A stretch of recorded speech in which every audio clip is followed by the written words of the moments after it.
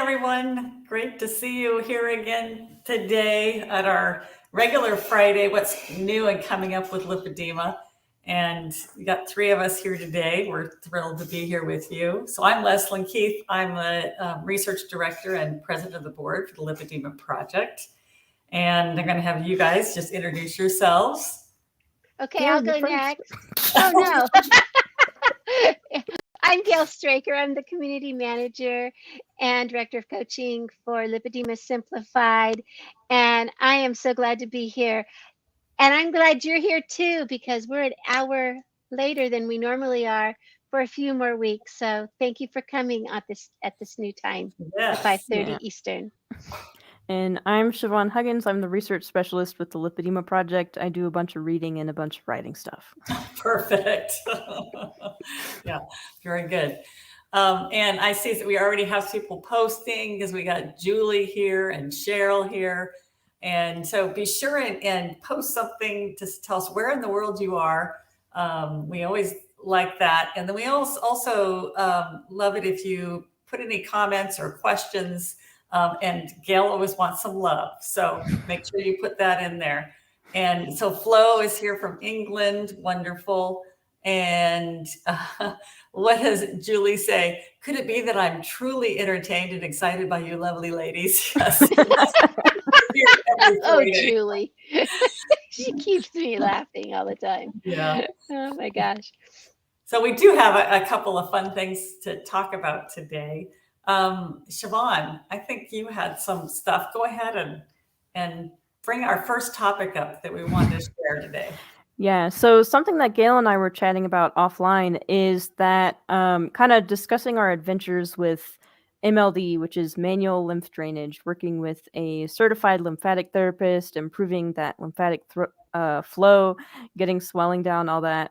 And I've been going to almost weekly, usually 3 out of 4 weeks of the month, to MLD sessions. And I've been doing that for a few months now, I think since October or something like that. And just like the amount of change has been really exciting. We recently did like this review and catching up on what's changed. So I used to have tightness in the calves, so fluid was getting trapped in the calf. And we've been specifically targeting a potential bottleneck area right above the knee. And now, even if I do swell, I don't get as much of that calf tightness anymore, which is really exciting. I used to get it probably a few times a month, and now it's not common to have no calf tightness at all during the month, which is really cool. And then just the tissue changes as well, so I can grab thigh fat or like move it back and forth, and it has that flexibility and nice healthy texture to it. And even just looking in the mirror, like my legs look much happier, and I feel better about my legs, like more confident about them, because now instead of looking at them and being like, oh, they're lipedema legs, it's like, oh, my legs are really happy today. I'm really happy for my legs. So it's a bit of a different perspective on it. That's cool that you actually talk to your body and say, hello, happy legs. Yeah, no, I do that quite often. That's awesome. We're kind of learning how to do that in our body peace course that Catherine and I are taking right now, and several other members of our community are taking with Nina Mendelson. It's like, hello, body. It's kind of cool that you're doing that. Well, hello, legs. How are you? Yeah, it's kind of cool. I thought I was weird for doing that because I'll often like talk to my body like it's a separate thing and be like, okay, what do you need, body? Because you're not feeling good. Like, are you needing something? Am I not taking care of something for you? How can we work together on this? And then hearing about the body peace stuff, that actually being recommended is like, oh, I'm not weird. Just ahead of the curve. Yeah. Well, no, you're not weird. And one of the things as we go through our life, and we get older, and as I want to say as women, maybe just as humans, but I'm thinking more as women, we kind of tell our bodies, go away. I'm not paying attention to you right now. I'm going to go take care of somebody else. And our bodies really do need that relationship. And that's what we're learning about. And I love that you're able to say it without even being in that class with us. Yay! Yeah, I think I it would does. also, Siobhan, I would also like to make sure you give my compliments to your lymphedema therapist, because I I think she is unusual in several ways. And one is that she is very responsive to what is happening to you, and she modifies to what she's doing according to what she sees and feels, which Oh, absolutely. is not, it's not common in lymphedema therapists. I mean, you know, when you're given your training, you kind of have this cookie cutter recipe for this is what we do, and you go through those steps, and you're not always modifying and adjusting depending on what this person in front of you that you're working on, what is that person showing. And your therapist really is, I think she's very in tune to that. And I every time you talk about what she's doing with you, I see how she's changing according to how you're responding, which is pretty exceptional. Yeah. And we'll have conversations throughout the appointments, when I first come in, when I leave, over text. And she's always looking for feedback on how I'm feeling. Are we going too fast? Can we go a little bit further? Is my body happy with what we're doing? And other times it's just my thoughts on, we've geeked out over how I think lipedema works and tried to integrate that in. And then we've also talked a lot about ketogenic diets, and because she's often commented like the amount of tenderness that I have, which is usually 0, she's just astounded by, because she doesn't usually see that. And it's like, well, it's because of keto. So we'll talk about that and the mental health benefits and all of that. And then also just my thoughts on what's going on. So we've been doing a lot of machine assisted cupping. So that adds negative pressure. Yep. And we started out very, very gentle and then have been working up. And I commented like, well, the fibrosis in my legs does seem to respond really well to that, because it is that like net of fibrosis. So pulling that tissue apart so that the fluid can flow has been really helpful. We've seen a lot of changes, but we haven't seen those same changes in my arms. It seems like the fibrosis is mostly the nodules in my arms. And so I suggested we add just regular pressure, like a gua sha tool, or she calls it a scanning tool. And she was like, oh, I think that's a good idea. Let's do that. So it's a lot of conversing and brainstorming and responsive. And she's always checking in. Is there any tenderness in this area? Is there any tenderness in this area? Should we dial it back down? How are you doing? Is there any pain? Was there any soreness last time? So yeah, I would say she's super duper excellent. So anyone in the Boulder area, feel free to email me and I'll give you her contact information. Highly recommended. She's super awesome. And I have to say, yours seems to be that way also, Gail, because you've also reported how you were focusing on this part of your body, but that seemed to be doing good. So then she diverted over to another part of your body. So I get that impression that yours is also an exceptional therapist. She is. And like for example, when I started working on my arms myself, really focusing on my arms, she spent less time on my arms. She said, oh, your arms are looking great. And then she worked on my trunk more. And I've got big, heavy, thick patches I want to say they're like bumps, hard knots inside my my thighs, and she'll work on those and to break down the fibrotic tissue in those and get the fluid moving. But it was amazing when my arms got better. She really started working on my trunk a lot more. Yeah, that's something me and my CLT are going to be focusing on next too, is my lower abdomen, because I do have lipedema tissue there, and I know I do swell there as well. So we're going to focus on that a little bit more too. And it's this like constantly evolving process and learning and stuff like that. I also wanted to point out that Julie Rosa said, you are weird, Siobhan, in a good way. I was about to say, I do attract the weird ones for some reason. Wonder why that is. Oh, so you and Julie are our team. I wanted to ask the question that Siobhan and I had discussed offline was, and of for you to help us find the answer to this, Leslyn. So Siobhan says, okay, wait a minute. There's MLD, Manual and lymph then drainage. right, and then there's machine-assisted cupping, Mhm. and there's gua sha tool, and there's this.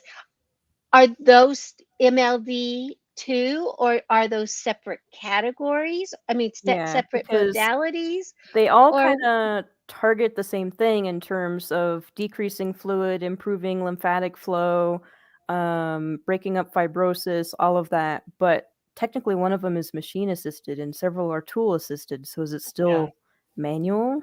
Yeah. So what they all are all manual techniques, and when you're using a device, not just a tool, but an actual device like a an ultrasound or a Hyvamat or a physio touch. There's lots of devices out there that help with your manual techniques. That is something different. You're talking about like if you're actually billing insurance for it, all these devices have their different codes, but they all are in that bucket of manual techniques. Manual lymph drainage is a specific technique that was developed to facilitate the transport of lymph fluid. And so that is a specific technique that has been, well, it started out with ML Vater, Dr. Vater in the 1930s, and then it's been picked up by a lot of other people, and it has gone, a bunch of different directions. And so now we have the Chickley technique, the Leduc technique, they're all in that bucket of manual lymph drainage, but they are very different. And this is a huge discussion in the lymphatic community because there is no standardized way of doing manual lymph drainage. And so it's hard to say, what is correct, what's appropriate. But the other thing that we're finding in most lymphatic disorders and fat disorders is that there is that fibrosis component, which Siobhan has gotten huge in studying. And so we need also other manual techniques besides manual lymph drainage so we can address the fibrosis. And sometimes those other manual techniques get put into a bucket that's called anti-fibrosis techniques. And it might be devices, it might be certain hand skills like myofascial release you might have heard about, deep tissue massage, and using these different instrument-assisted type techniques. And they're all to reduce fibrosis that then has a lot of secondary benefits like increased lymph flow and other stuff. But primarily they're to work on the fibrosis.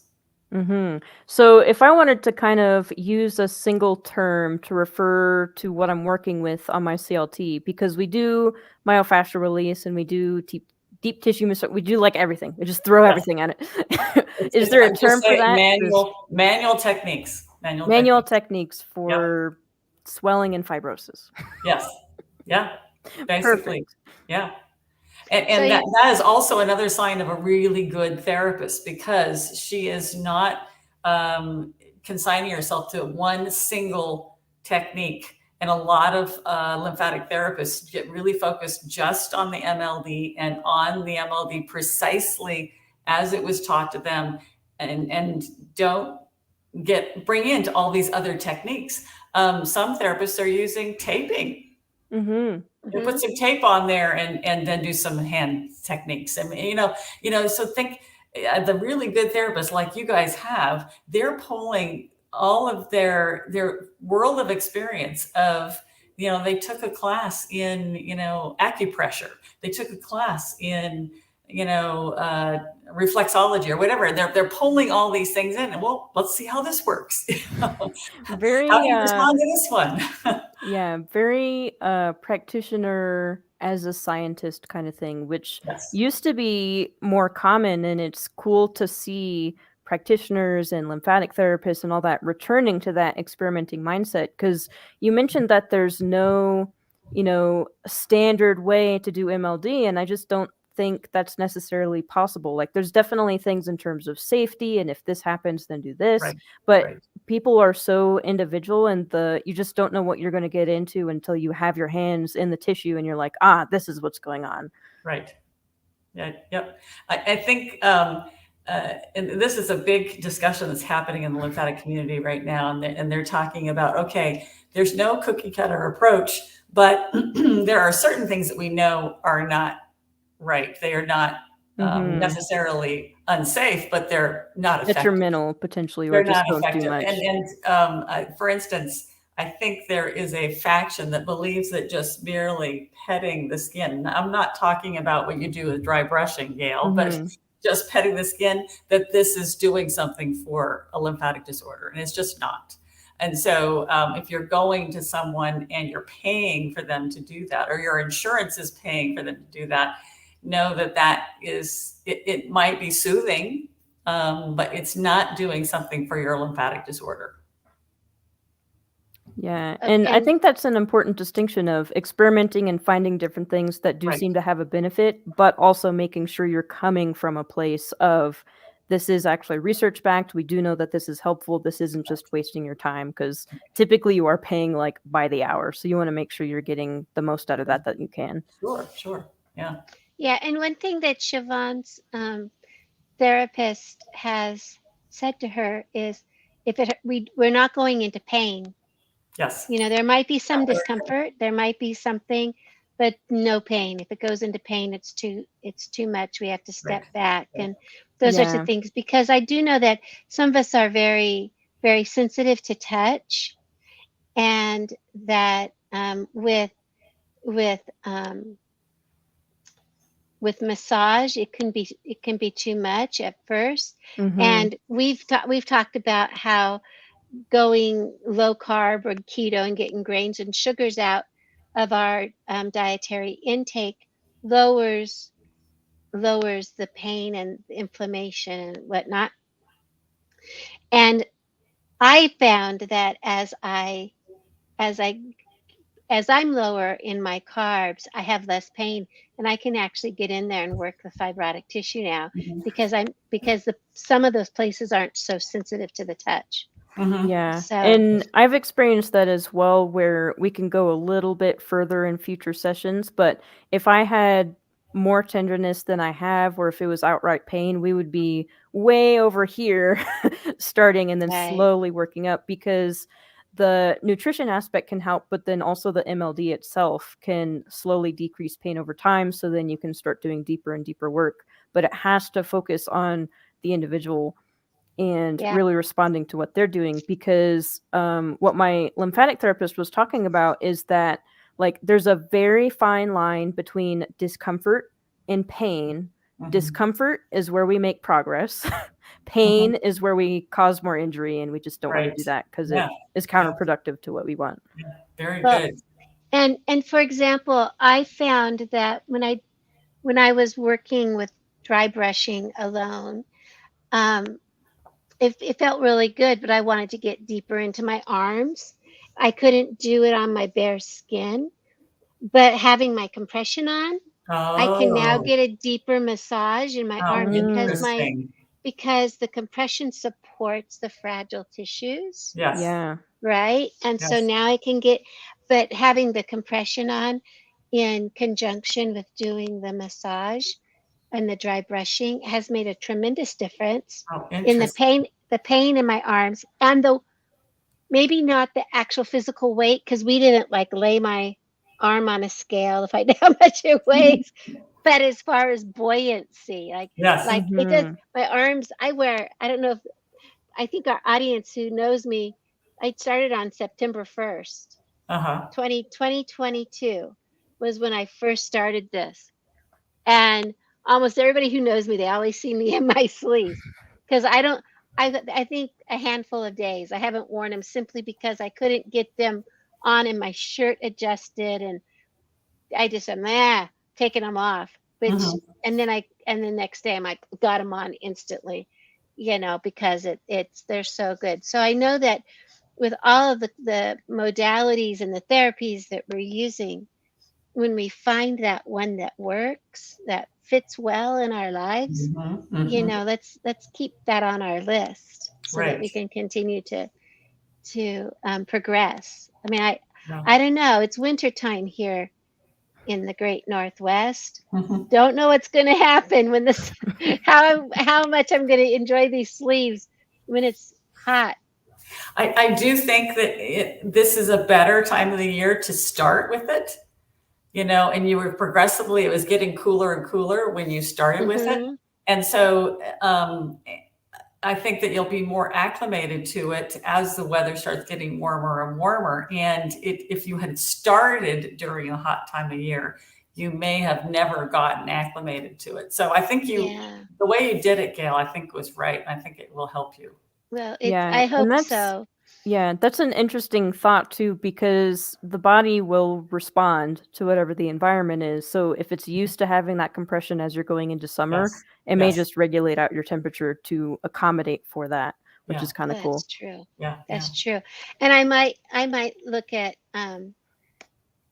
I'm thinking I might not be wearing my black sleeves all the time. I might have to go to my more neutral sandy colored sleeves Hmm. so that so that um, if I'm out in the sun or whatever, Right. I'm not absorbing all the Yes. heat. Yeah. Yeah. You Good know, thing. you Yeah. know when Yes. I'd normally wear light colored clothes and Yes. lighter clothes and stuff. So, I think but yeah, as long as you don't get a sudden heat wave, a sudden temperature difference, I think that, like Siobhan says, your body will balance out the temperature. But if, you just get that, 20-degree increase in a very short period of time, then you may just say, you know what, I'm not wearing my compression yeah, today. And that'll I'm be getting okay. That'll be okay. I'm getting in the pool. Yeah, yeah, exactly. Yeah, that would be a good option to There cool you off. go. I'm gonna go get in the pool instead of wearing compression today. Can I have you guys address one question that was posted here by Chris? She says that she has lipedema and fatty liver disease, and she believes that these are two competing conditions that she may not be able to address them with a single diet. And I know that you guys are both highly educated in a ketogenic diet. Can you speak to that these may not necessarily be competing conditions? Yeah, so I think there have been multiple studies on both aspects, actually. So there's like over a dozen studies on ketogenic diets and lipedema, showing that it can help with pain, help with weight loss, quality of life, all of that good stuff. And then also just the anecdotes of decreased swelling, all of that. And then in terms of fatty liver, this may not be as well known. But I can think of at least 2 studies, potentially 3, that looked at ketogenic diets and fatty liver and found that the fatty liver was actually improved or reversed with a ketogenic diet. One of those is for the health, and then there's another one that actually looked at a whole bunch of other things of why it may do that. Um, and there's probably more at this point. There's more and more studies coming out all the time. It's important to emphasize none of us here are doctors, and certainly not your doctor either. But looking into those studies, seeing what you think, and then discussing with your healthcare provider, maybe this is something we want to try, see if it has a difference. But I don't think they're necessarily conflicting. Yeah, and I know that for me, um, when I stopped eating the grains and the sugars, my liver got a lot healthier. Mine Uh, too. and but but I also know that I would not suggest somebody just to change. Make sure that you have the support of your primary care physician or your liver specialist or whoever. I am going to put something in the comments right now, though, because we do have um, a couple of nutritionists, Carrie Reedy and Jill Harvey, Mm-hmm.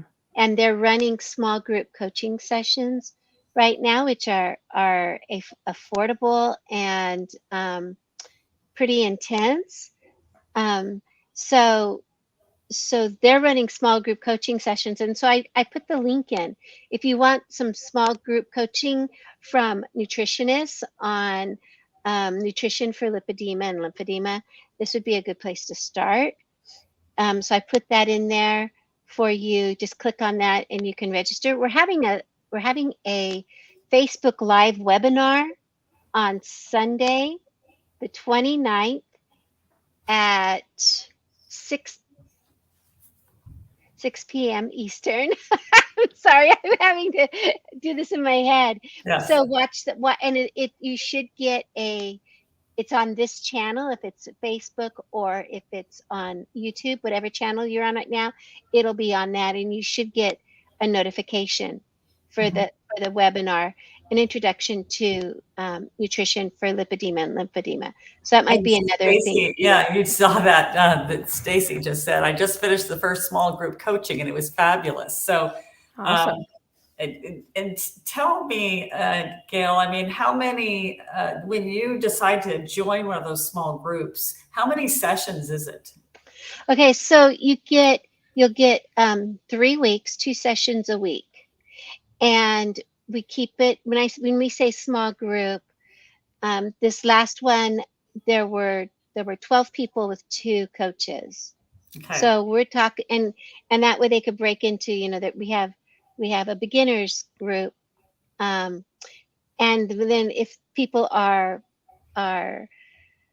seasoned ketoers, or Yes. they, they're on a stall, they know a lot about keto and those sorts of Mhm. things, and then we can get an advanced group going. Mhm. So right now we just want to make sure that we're meeting the needs of our community by getting them some nutrition coaching that is intense for the first 3 weeks. And so they meet twice a week, and they have a support group set up on Facebook where they can come in and ask questions. And so they get ongoing support for a month and a half, trying to make sure that everybody gets what they need as we try change our nutrition, because we know that nutrition does play a key role Yes. in our lipedema health. Yes. Yeah. And related to that, we have a comment from Flo who said, I was on a keto/low-fat diet and lost 14 kilos, which is about 31 pounds. I felt better, then reintroduced carbs back into my diet, and my pain returned and developed lots of fatty lumps. Officially diagnosed 3 weeks ago, I think with lipedema from the context, plus diagnosed with Derkums. And the pain returning is actually something that was noted in the lipodiet study, I think out of Norway. Yes. Where they put women with lipedema on a ketogenic diet. They found these reductions in pain and weight loss. Then they put them back on a standard Norwegian diet, which, if I remember right, was around 200 grams of carbs per day. And even though they didn't regain weight over that period, their pain actually did come back, which is interesting and worth noting. So you're definitely not alone in that regard. Yes. Yeah, and Flo has gone on to make the comments that when she was low carb, she was pain free, and now that she's eating carbs again, she's having pain in her lower legs. Yeah. And so and we got just tons of anecdotes of women who with lipedema, that as soon as they went on a carbohydrate diet, sometimes, well, the shortest period I heard was 6 days, but it's usually within 2 weeks that they can they notice a demonstrable difference in their pain. And so and there's not been any weight loss yet. Mm-hmm. This is in too short of a period for you to have lost any fat. So it's really related to something that's happening that's exciting nerves, and now they're not being excited, or decrease in inflammation. Something's happening physiologically that is changing that pain. So it's pretty remarkable. And there's definitely going to be pain that this way of eating cannot address. If you're bone on bone with your osteoarthritis, that's not going to change. But when we talk about the pain typically experienced with lipedema, it's usually kind of like fibromyalgia pain, where it's soft tissue pain. It's not in the joints. And that just seems to respond very, very well with this way of eating. Definitely. And Cynthia here says, getting back into my self-care. Self-care has been put on the back burner while taking care of my father. So glad to hear from this great team. I'm glad to hear that you're getting back to self-care. Super important, but also super easy to set aside and be like, oh, I'm too busy. I'm taking care of other people. I'm working on this stuff, etc. And it it is a skill and a habit building thing to be like, no, this is really important. I'm going to make time for this. I'm going to tell everybody else to go away so I can do this. But congrats to you for getting back into the habit. Yeah, Cindy, it's nice to see. It was nice to see your name again out there. So I'm glad you're getting back to us. It's nice to know that you're here. So with that, it's been 30 minutes. So Now, Leslyn, are you before ready we close, is there any other announcements, Gail, that we need to make? Any of the things coming up that we want to make sure that people know about? I We've want to got make. 2 of them. Go ahead. At least Okay. 2. Okay, so you're looking at me, but I'm thinking Siobhan's got something to say. Yeah, so the first one coming up in the timeline is Low Carb Denver. Leslyn and I will both be there. We'll be giving a presentation on lipedema. So definitely look forward to that. We do have a discount code that gives 10% off. What's the date, Siobhan? Low Carb Denver is February 24th through the 26th. I thought it was 23 to the 26th, but maybe 24th. Yeah, 23. 23rd to the 26th because it's starting on Thursday. And that will be in Colorado, obviously. But it'll be loads of fun. There's a virtual option, though. Yes, there is a virtual option. Do that. If you can't get to Colorado, then join us virtually. Yeah, and worth also saying that it's not just us presenting. They didn't put on a 4-day event so we could walk in, give a presentation, and hang out the rest of the time. There's also going to be Dave Feldman speaking there. I believe Ken Berry is coming. Tons of other awesome names. So go look at that speaker list, see if it's something you're interested in, because I learn something every time I go to Low Carb Denver. Yep. Do we have that discount code for those of us with lipedema? Let me see. Yes. Yeah, if you'll read it out to me. Yes. And Siobhan, I can look for that code as well, but you want to go ahead and make your other announcement while I'm trying to find it? Yes, that would be great. Oh yeah, Megan Ramos also coming. So the other announcement is that we have our April event. I do not remember the full title. Hopefully someone else does. But it's a fresh take on lipedema and lymphedema solutions. A 3-day virtual community collaborative. Probably like 5 other words in there. Keep going. Just keep adding words on. There's only 19 words in our title. So thank you so much. lowcarbconferences.com. Go to that. It's in the. Thank you, Catherine, for putting that in. Thank you. Okay, I will stop looking if Catherine found it. Yeah, I actually have the link to get the code. Do you have that? LCD 2023 lipedema, and I'll put that in the put it in the private chat. Yeah. I'll grab it and put it in there. Okay. There we go. So that's the 10% off for Low Carb Denver. And that way you can save a little money and then get a whole lot of information from that. Okay, it's in there. So that proves that Siobhan can speak to what's coming up as well as find a code. She is better at multitasking than I. Yeah. So thank you, Catherine, also for posting that code on the banner. So thanks. Yes. Yeah. So circling back to the April event, a lot is going to be happening there. So it will be collaborative, just like our Heart to Heart event.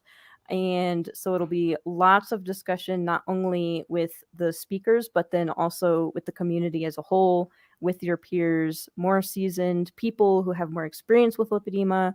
So friendly to both beginners and people who have lots of experience, just revisiting that and kind of looking at a, listening to your body approach, a gentle approach, and just learning to speak with your body and go from there. So I'm pretty excited about that too. And I will say Okay. that we'll be looking at different interventions, different strategies, for self-care or for treatment. We'll definitely have speakers on a ketogenic diet.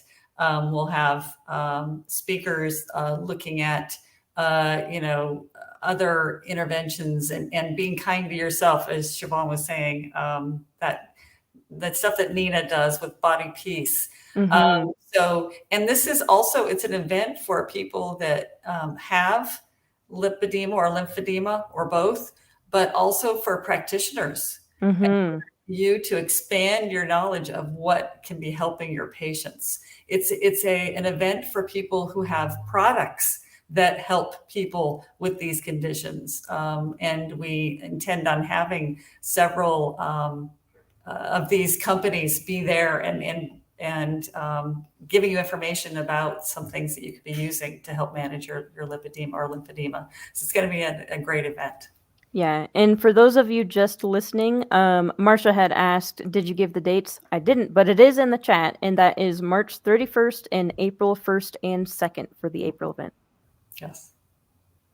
And you'll be hearing more about this every single every single time until we get to that date. Until we get there, Yeah. because it's really exciting. It's when we call it a collaborative event, that's what we mean. We're going to have, it's very community oriented. We're going to be talking with you. You're going to be talking with us. We're going to work on this together, and it is a collaborative event. Yeah, So, and it really has, it's really difficult to capture that part of conferences and festivals and events of making connection with other people in the community. And this heart-to-heart style has really done that, which I think is super cool. So it's not only that you get information, but you get to build up those social connections that helps you build this larger support group so that you can keep going and get the support that you need and get the feedback that you need and the advice and just all of this stuff, like the wisdom of the community starting from this event. It's very cool. Thank you, Siobhan. Thank you, Gail. It's always wonderful spending a little bit of time on Fridays with you both. And thank you, Catherine, who is hanging out in the background and doing support for us. It's been another wonderful Friday afternoon, and you did it again. You spent it with us. Thank you for being here, and we'll see everybody next Friday.